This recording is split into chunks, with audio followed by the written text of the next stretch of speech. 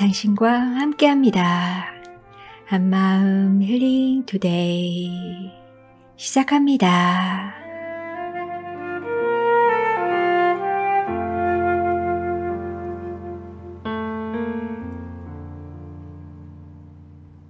안녕하세요. 2022년 1월 19일 마음지기 전용교육입니다. 여기는 온누리교회 한마음공동체 찬양방송입니다.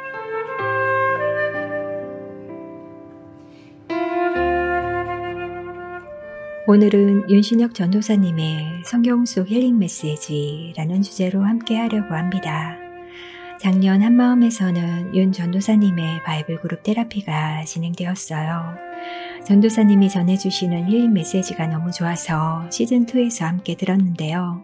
오늘은 그 메시지만 모아서 다시 듣는 시간을 가지려고 합니다. 따뜻한 전도사님의 음성으로 성경 속 힐링 메시지를 들을 때 저희가 더 위로받고 도전받는 시간이 되면 좋겠습니다.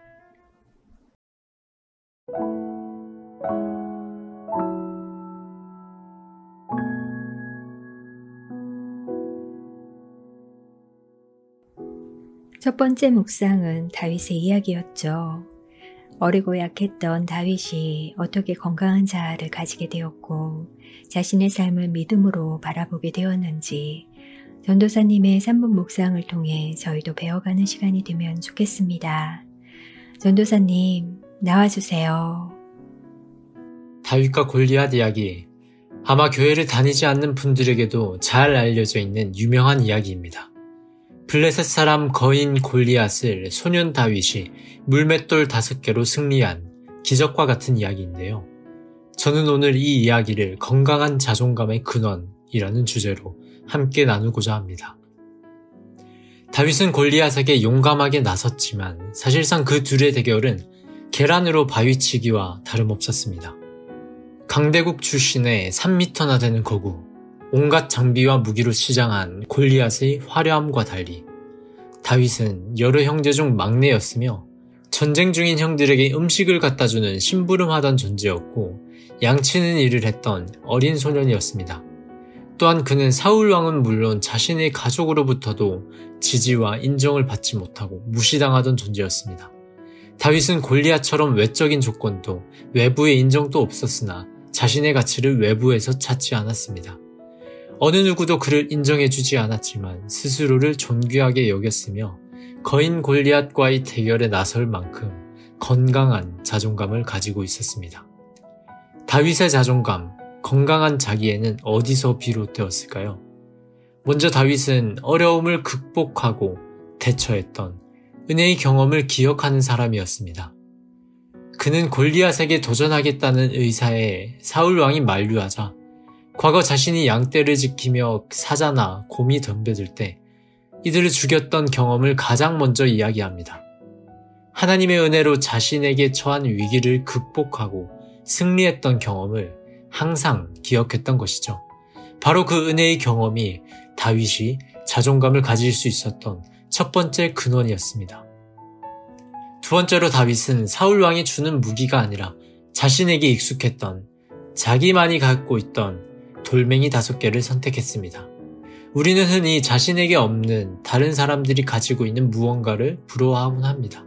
하지만 우리는 우리에게 맞지 않는 옷을 입으려 애쓰기보다는 다윗처럼 하나님이 우리 각자에게 주신 강점과 자원을 기억해야 합니다. 그 자원은 우리 성격적인 장점이 될 수도 있고 우리의 달란트일 수도, 때로는 우리의 친구나 가족이 될 수도 있습니다. 그 어떤 자원이든 하나님이 우리 각자에게 주신 자원을 발견하고 이를 우리의 무기 삼아야 할 것입니다. 마지막으로 다윗은 사자와 곰에게서도 자신을 지켜주신 하나님이 블레셋 사람의 손에서도 건져내신다는 확실한 믿음이 있었습니다. 어떤 외부적 상황과 조건에 관계없이 자신을 신실하고 변함없이 사랑하고 함께 하신다는 그 믿음이 있었던 것이죠. 무조건적으로 하나님은 나를 사랑하신다는 그 믿음이 다윗의 자존감을 형성했던 것입니다. 이처럼 다윗은 어려움을 극복했던 승리의 경험을 기억했고 하나님이 그에게 주신 자원을 무기 삼았고 하나님의 사랑에 대한 믿음이 있었습니다. 그리고 이 모든 것들이 골리앗이라는 막막한 현실과 두려움 앞에서도 용기 낼 수 있게 하는 자존감의 근원이 되었습니다. 우리 역시 다윗처럼 어려운 현실 속에서도 담대하게 나아가는 건강한 자존감을 세워가길 간절히 소망합니다.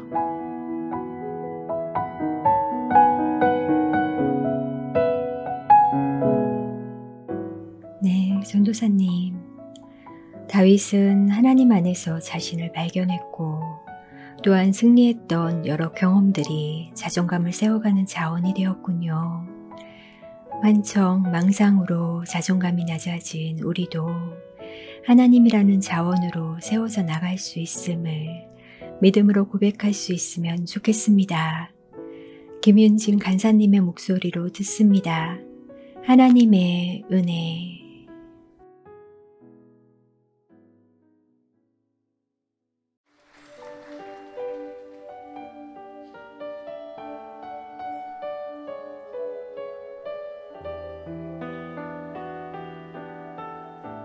함께 고백합시다. 나를 지으신 이가 하나님, 나를 부르신 이가 하나님, 나를 보내신 이도 하나님, 나의 나 될 것은 다 하나님 은혜라. 나의 달려갈 길, 나의 달려갈 길 다가도록, 나의 마지막 호흡 다하도록, 나로 그 십자가 품게 하시니, 나의 나 될 것은 다 하나님 은혜라. 한량없는 은혜, 갚을 길 없는 은혜, 내 삶을 애워싸는 하나님의 은혜, 나 주저함 없이 그 땅을 밟음도 나를 붙드시는 하나님의 은혜. 우리 다시 한번 고백합시다.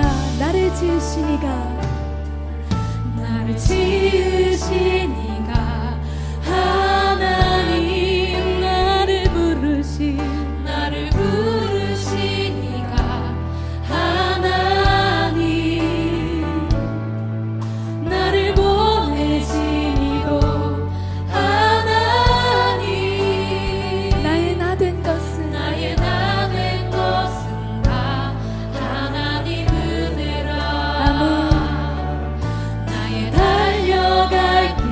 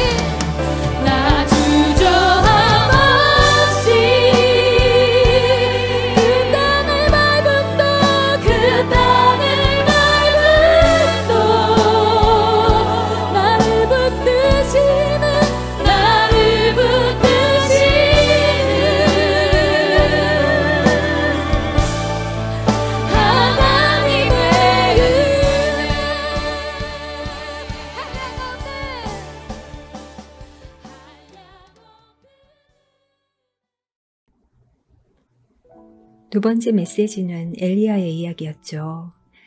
열왕기상 19장을 중심으로 엘리야의 사례를 통해 본 우울증과 삶의 의미라는 제목으로 말씀 나눠주셨는데요.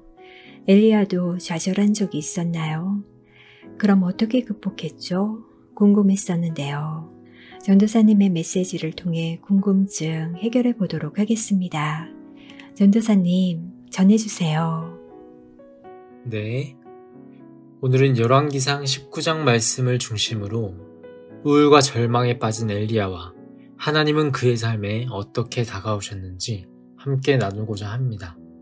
선지자 엘리야는 갈멜산에서 우상을 섬기는 선지자 450명과 누가 진짜 신을 섬기는가 하는 문제를 두고 홀로 대결을 하게 됩니다.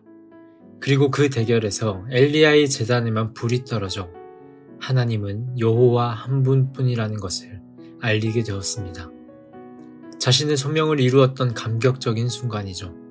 하지만 그 감격도 잠시 엘리야는 우상을 섬기던 이세벨에게 목숨을 위협받으며 쫓기는 신세가 되고 맙니다. 결국 그는 자신의 모든 것을 포기한 채 홀로 광야로 들어가 하나님께 자신을 죽여달라고 청합니다. 평생 자신의 소명이라 생각했던 일을 위해 헌신했음에도 보상은커녕 목숨조차 위협받는 상황에 놓여 절망과 우울감에 빠져 괴로워합니다. 그리고 하나님은 우울감에 빠진 엘리야에게 다가오셔서 회복해 하십니다. 하나님은 엘리야의 삶에 어떻게 개입하셨을까요? 먼저 하나님은 엘리야에게 천사, 즉 돕는 손길을 보내어 그를 어루만져 주십니다. 홀로 광야에서 고립되어 있던 엘리야를 위해 함께하는 누군가를 보내주신 것입니다. 하나님은 우리가 어려움을 겪을 때 돕는 손길을 허락하시는 분이십니다. 그 손길은 우리 가까이의 친구, 가족 혹은 공동체가 될 수도 있고 전문적인 기술을 가진 상담사나 의사가 될 수 있습니다. 그리고 하나님은 그 손길을 통해 우리에게 하나님의 사랑과 위로를 느끼게 하십니다. 어려움을 겪을 때 믿음의 눈으로 하나님이 우리에게 건네시는 도움의 손길을 경험하는 우리가 되길 소망합니다. 다음으로 하나님은 그 천사를 통해 엘리야에게 먹을 것을 주시고 재우시며 육체적인 필요를 채우십니다. 하나님은 우리의 정신적인 문제뿐 아니라 육체적인 문제 또한 아시고 그에 맞는 필요를 채우시는 분이십니다. 마음이 힘들 때 우리의 몸 역시 약해지곤 합니다. 그리고 약해진 신체는 또다시 우리의 마음에 영향을 주기도 합니다. 이처럼 우리는 마음의 문제뿐 아니라 육체적인 문제 역시 다루시는 하나님께 우리의 필요를 간구하며 하나님의 돌보심을 경험하길 소망합니다. 마지막으로 하나님은 삶의 의미를 잃어버린 엘리야에게 새로운 소명을 주시며 삶의 의미를 재발견하게 하십니다. 하나님은 엘리야를 다시 불러 아람 왕과 이스라엘 왕을 세우고 엘리사에게 기름을 부어 그의 후계자로 삼을 것을 명하십니다. 절망감으로 자신의 소명마저 포기했던 엘리야에게 하나님은 예언자로서의 소명과 삶의 의미를 다시금 되찾게 하신 것이죠. 삶의 소망이 끊어진 것 같이 절망적인 순간일지라도 하나님이 우리 각자를 이 땅에 보내신 이유와 소명을 발견하며 소망의 삶을 살아가기 원합니다. 우울감으로 괴로워하던 엘리야에게 돕는 손길을 보내셔서 우리를 돌보게 하시고 육체적인 필요를 채우시고 삶의 의미를 깨닫게 하신 하나님을 기억하며 동일한 은혜와 회복의 손길을 경험하는 우리 모두가 되길 간절히 소망합니다.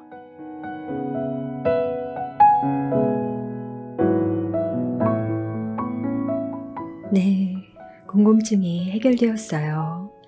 엘리야가 절망감 가운데 있을 때 돕는 손길을 보내시고 육체적 필요와 회복을 공급해 주시고 그랬을 때 새로운 소명과 삶의 의미를 다시 발견하게 된 거군요. 자주 넘어지는 저희도 주변의 돕는 손길로 인해 그리고 주님의 십자가 사랑을 기억하며 다시 일어나 주와 함께 살아갈 수 있었으면 좋겠습니다. 주의 손에 나의 손을 포개어 2014 오늘이 워십이 찬양합니다.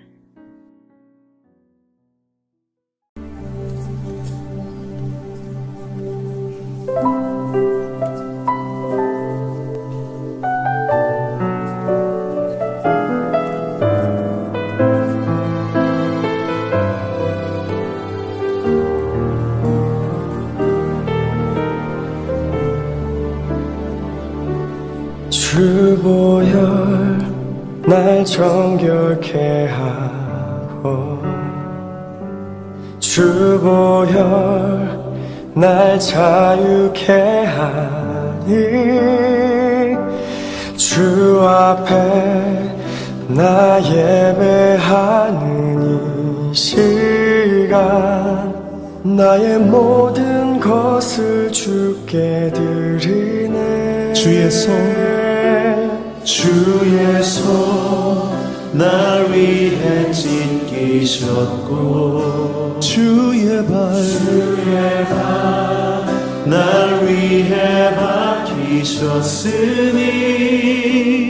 이제는 내가 사는 것이 아니요 오직 주를 위해 사는 것이라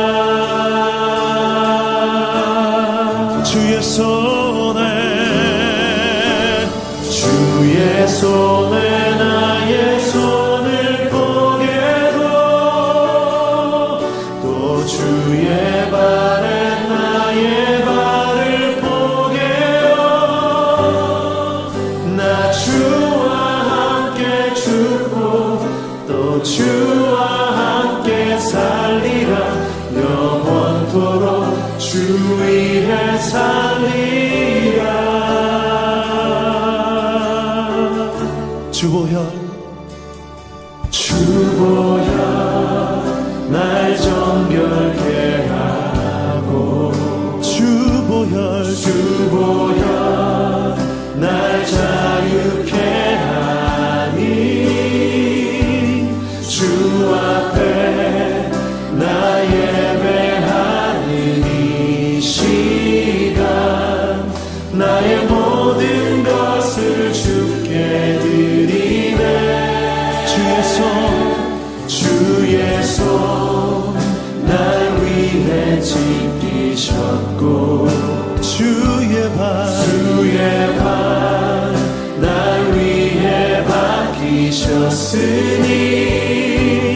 이제는 내가 사는 것이 아니요 오직 주를 위해 사는 것이라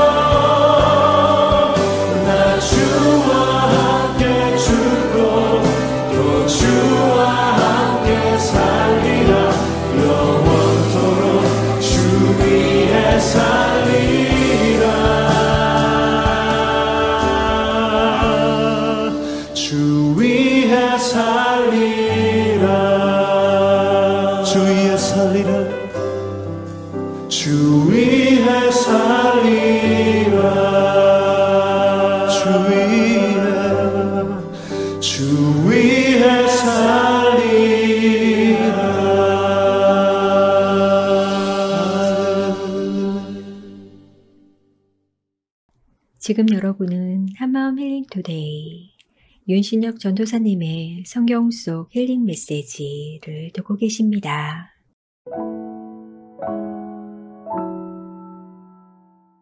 바이블 그룹 테라피를 하시며 윤 전도사님이 나눠주신 세 번째 시간 말씀인데요. 마가복음 1장에는 예수님이 나병 환자에게 직접 손을 대시며 치유하신 기적이 나오죠. 전도사님, 이 기적이 예수님의 공감과 어떻게 연결되는지 듣고 싶습니다. 네. 오늘은 마가복음 1장 40절에서 45절에 등장하는 나병 환자의 치유 사건을 중심으로 상처와 예수님의 치유, 공감이라는 주제로 말씀을 나누고자 합니다. 나병 환자 한 사람이 예수님께 다가와 깨끗하게 해달라고 간청합니다. 성경에 등장하는 대부분의 치유 장면이 가족이나 친구, 누군가와 함께 나오는 것과 달리 나병 환자는 혼자 나옵니다. 당시 나병 환자는 부정한 사람이라 여겨져 정결법에서는 나병 환자와의 접촉을 금지했기 때문에 고립된 삶을 살았습니다. 육체적 고통뿐 아니라 종교적 낙인, 사회적 편견과 격리 등 여러 가지 어려움으로 상처와 아픔을 겪었던 이들이 바로 나병 환자였던 것이죠. 그리고 예수님은 그런 아픔으로 다가온 나병 환자 한 사람을 이전의 치유와는 조금 다른 방식으로 치유하고 회복시키십니다. 먼저 예수님은 나병 환자를 불쌍히 여기시고 손을 내밀어 그에게 대셨다고 기록되어 있습니다. 여기서 불쌍히 여기다라는 단어는 원어로 창자가 끊어질 듯한 아픔을 느꼈다라는 의미를 담고 있습니다. 예수님은 나병 환자의 아픔을 자신의 아픔처럼 똑같이 느끼셨던 것이죠. 단순히 기계적으로 병을 고친 것이 아니라 나병 환자를 바라보며 그가 겪었던 아픔을 동일하게 느낀 공감의 마음으로 다가오신 것입니다. 그리고 나서 예수님은 나병 환자의 몸에 손을 대시고 치유합니다. 예수님은 다른 치유 사건에서와 같이 말 한마디로 병을 고칠 수도, 심지어 저 멀리서 원격으로도 치유하실 수 있었던 분이셨지만 나병 환자의 몸을 직접 만지십니다. 사실 당시 나병 환자에게 손을 댔다는 것은 굉장히 혁명적인 사건이었습니다. 부정한 나병 환자와 접촉하는 것이 율법적으로 금지되어 있었으며 전염병에 옮을 위험에 빠질 수 있는 행동이었기 때문입니다. 예수님 역시 나병 환자와 비슷한 처지에 처하게 될 수 있는 행동인 것이죠. 그럼에도 불구하고 예수님은 나병 환자에게 손을 대시며 그를 치유하십니다. 예수님은 나병 환자의 아픔을 멀리서 지켜보며 관조하신 것이 아니라 사회적 편견과 고립 속에서 상처 입은 그의 상황 속으로 함께 들어가 공감하려 했던 것입니다. 만약 예수님이 나병 환자와 접촉하지 않은 채 말 한마디로 치유하셨다면 아마 나병 환자의 질병은 고쳐졌을지 모르지만 편견으로 인한 상처는 그대로였을지 모르겠습니다. 나병 환자에게 예수님의 터치는 아마 그의 일생 최초의 접촉이었으며 단순히 육체적인 접촉 그 이상의 의미였을 것입니다. 이처럼 나병 환자는 자신의 몸에 손을 대시며 함께 아파하며 공감하시는 예수님을 통해 치유와 회복을 경험했던 것입니다. 우리 역시 사회적 편견과 낙인, 그리고 여러 가지 고통스러운 순간에도 변하지 않는 상황을 바라보며 하나님의 존재를 의심하기도, 하나님은 어디 계시는지 의문이 들기도 합니다. 하지만 하나님은 우리의 아픔을 멀리서 지켜보는 것이 아니라 우리의 상황에 함께 내려오셔서 우리의 아픔과 고통을 동일하게 느끼시고 공감하시는 분인 줄 믿습니다. 우리의 모든 상황에 공감하시고 모든 아픔을 함께 하시는 하나님을 나의 하나님으로 경험하며 주님과 함께 일어서는 우리 모두가 되길 간절히 소망합니다.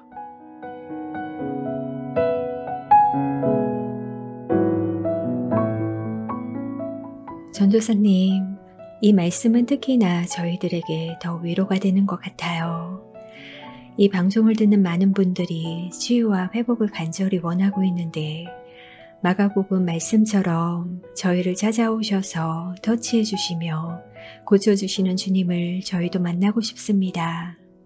우리의 모든 값진 것들, 우리의 우상, 우리의 욕심을 내려놓고 주님의 도우심만 구할 때, 그렇게 주의 옷자락 만지며 나아갈 때 저희를 외면하지 않으시고 다가와 치유해 주시는 주님, 그 주님을 만나고 싶습니다.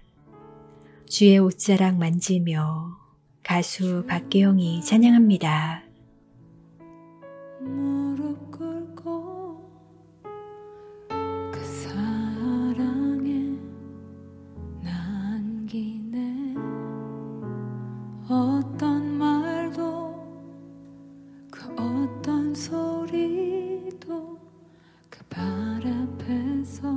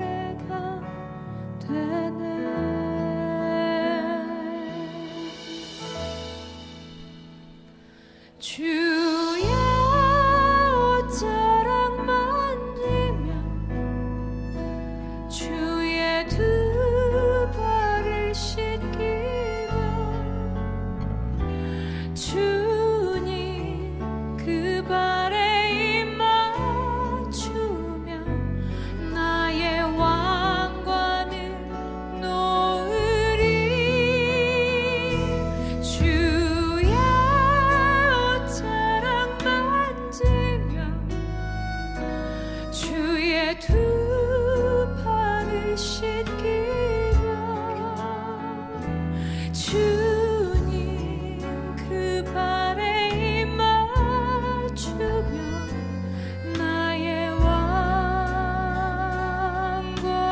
왕관을 놓으리.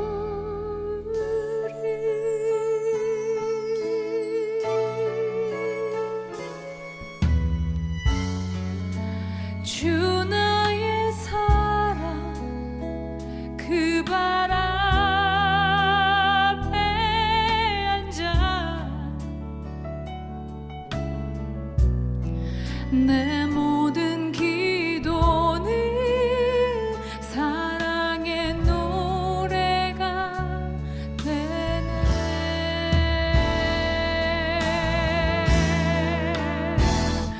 주의 옷자락 만지며 주의 두 팔을 씻기며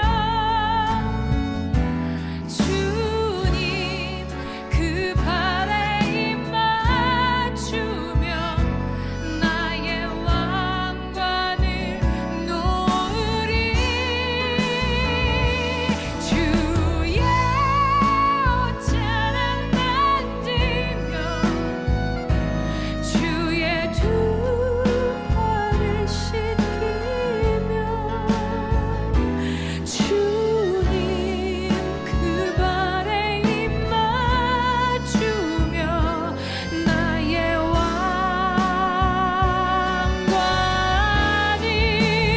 놓으리.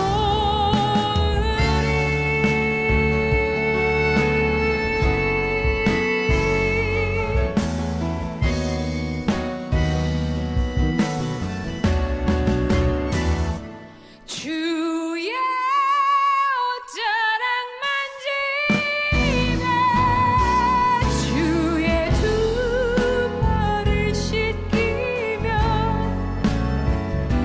주님 그 발에 입 맞추며 나의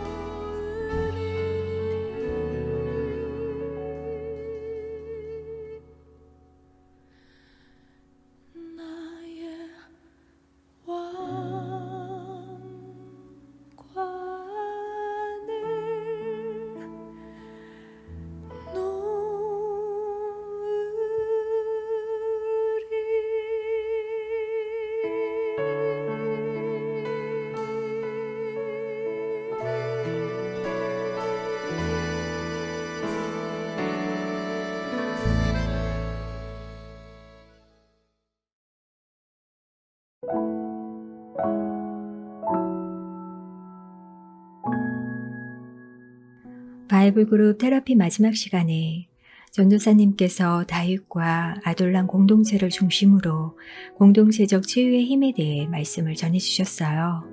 아둘람 공동체가 어떤 곳이었을까요? 궁금해지는데요. 전도사님, 저희에게도 말씀 나눠주세요. 네. 오늘은 사무엘상 22장에 등장하는 다윗과 아둘람 공동체를 중심으로 공동체적 치유의 힘이라는 주제의 말씀을 나누고자 합니다. 다윗은 골리앗과의 전투에서 승리한 이후 이스라엘 백성들의 주목을 받으며 인기를 끌게 됩니다. 다윗에게 더 큰 관심이 쏠리는 것을 보게 된 사울 왕은 시기심에 다윗을 죽이려 하고 이들의 끈질긴 추격전이 시작됩니다. 이에 다윗은 라마나옳, 높, 그리고 가드 등 여러 지역을 거쳐 결국 아둘람 굴로 도피합니다. 사울 왕을 피해 아주 먼 거리를 도피했던 다윗은 육체적으로, 영적으로, 심리적으로 매우 소진된 상태였을 것입니다. 하지만 다윗은 이 아둘람 동굴에서 400여 명의 사람들과 공동체를 형성하고 서서히 회복을 경험하게 됩니다. 아둘람 공동체는 어떤 공동체였을까요? 먼저 아둘람 공동체는 한 사람에 대한 적극적 관심이 있었던 공동체였습니다. 사울 왕을 피해 아둘람 굴로 도피한 다윗을 위해 그의 형제와 온 집이 듣고 그에게 내려갔다 라고 기록되어 있습니다. 다윗은 자신의 행적을 숨기며 먼 거리를 도피했을 거라는 점을 고려했을 때 다윗의 가족은 다윗을 찾고자 상당한 관심과 시간을 쏟았을 것입니다. 에리 프롬은 그의 책 사랑의 기술에서 사랑은 적극적 관심이라고 표현합니다. 꽃을 사랑한다고 하면서 물 주는 것을 잊어버릴 수 없듯이 적극적 관심 없이는 사랑도 없다는 것입니다. 다윗의 가족들 역시 이처럼 다윗을 향한 적극적 관심과 사랑으로 그를 찾아왔으며 그 관심이 결국 다윗을 살리게 하는 첫 단추가 되었습니다. 다음으로 아둘람 공동체는 상처 입은 치유자가 모인 공동체였습니다. 다윗의 가족에 이어 약 400명의 무리가 다윗을 찾아옵니다. 그런데 성경은 이들을 환난당한 자, 빚진 자, 마음이 원통한 자들이라고 표현합니다. 하나같이 다윗처럼 억울한 일로 고통받고 환난을 당했던 누군가를 위로하기보다 오히려 누군가의 위로가 필요한 이들이었습니다. 하지만 이들은 다윗이 머물던 아둘람 구란으로 함께 들어갔고 다윗은 그 공동체 안에서 회복을 경험하게 됩니다. 서로가 비슷한 처지에서 동병상련의 아픔을 겪었던 이들이 함께 모여 치유 공동체를 형성했던 것이죠. 헨리 나우엔이 말했던 것처럼 우리의 고통과 상처가 다른 사람을 치유하는 원천이 될 수 있습니다. 비록 우리에게 특별한 능력이나 기술이 없더라도 때론 우리의 존재 자체로 혹은 우리의 아픔 경험이 곁에 있는 누군가를 위로하고 치유하는 자원이 되길 소망합니다. 다윗은 이처럼 자신을 향한 적극적 관심과 돌봄, 자신의 아픔을 함께 나누는 이들과의 만남 속에서 회복되어 결국 이들의 리더가 되고 이들은 다윗의 돌봄을 받게 됩니다. 돌봄을 받던 다윗이 돌보는 자가 되고 돌보기 위해 찾아간 이들이 돌봄을 받게 된 것입니다. 이처럼 아둘람 공동체는 일방적인 돌봄의 차원을 넘어 동등한 위치에서 서로가 서로를 돌보며 서로가 서로의 돌봄을 받는 가족 공동체가 되었습니다. 그리고 이 공동체는 이후 다윗 왕국의 초석이 되었습니다. 우리 역시 아둘람 공동체와 같이 한 사람을 향한 적극적 관심과 사랑으로 다가가 우리와 비슷한 상황과 아픔을 경험하는 이들과 함께 아파하며 서로를 위로하는 돌봄과 사랑의 공동체를 세워가길 간절히 소망합니다.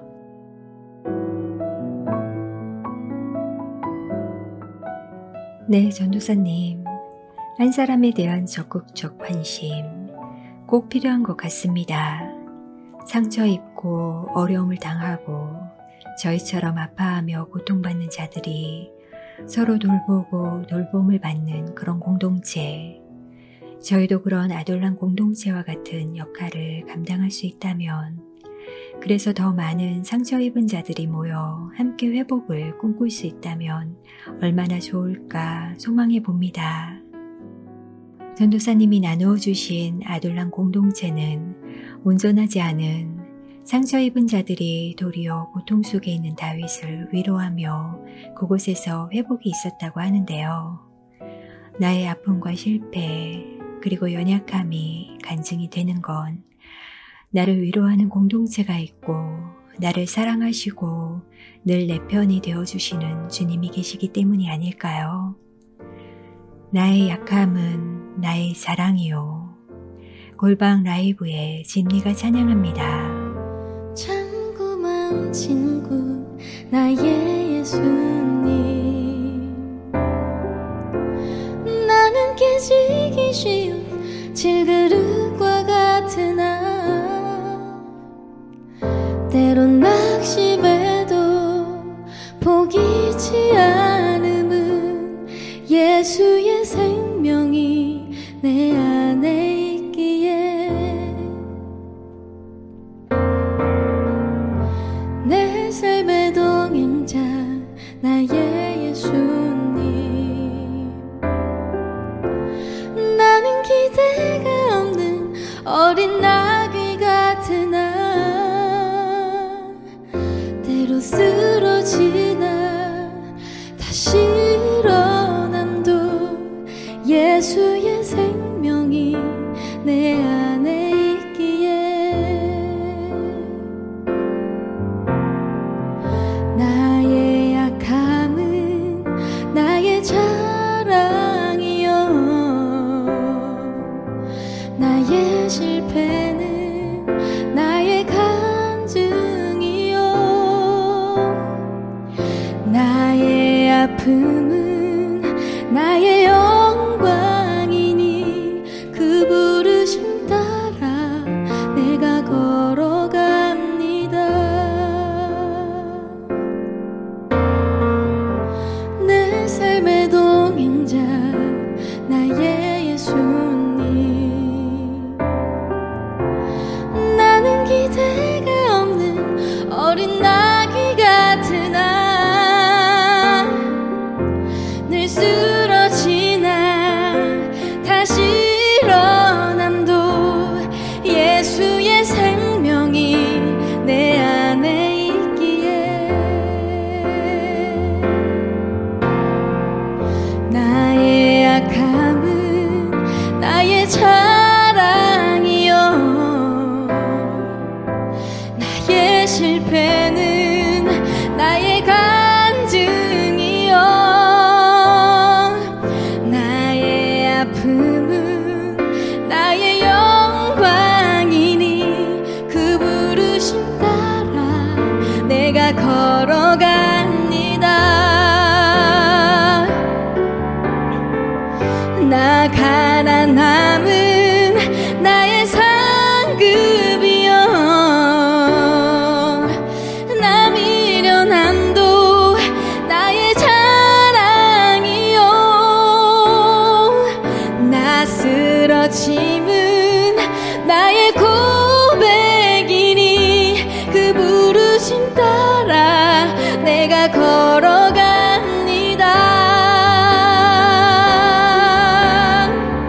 나의 약함은 나의 자랑이요 나의 실패는 나의 간증이요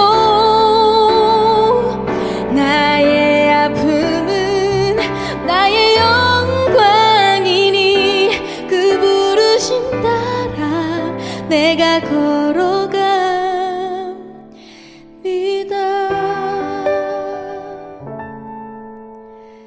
그 부르심 따라 내가 걸어갑니다.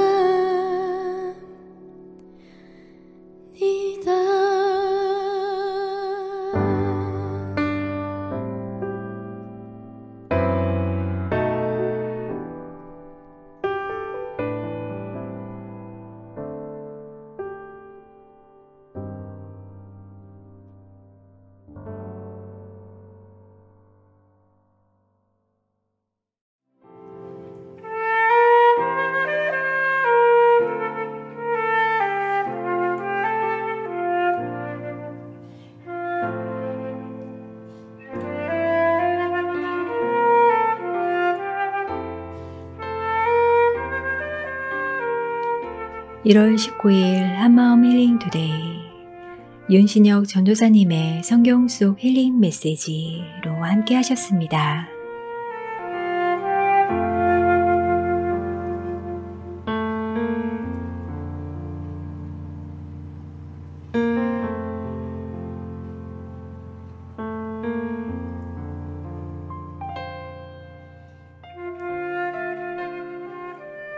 다음 주에는 예수님이 전하신 행복 이야기를 윤 전도사님의 음성으로 들을 예정입니다. 우리의 약함을 공감해 주시는 주님을 더욱 경험하며 건강한 한 주 보내시길 바래요. 한마음 힐링 투데이, 마음지기 전인경이었습니다. 평안한 밤 되세요.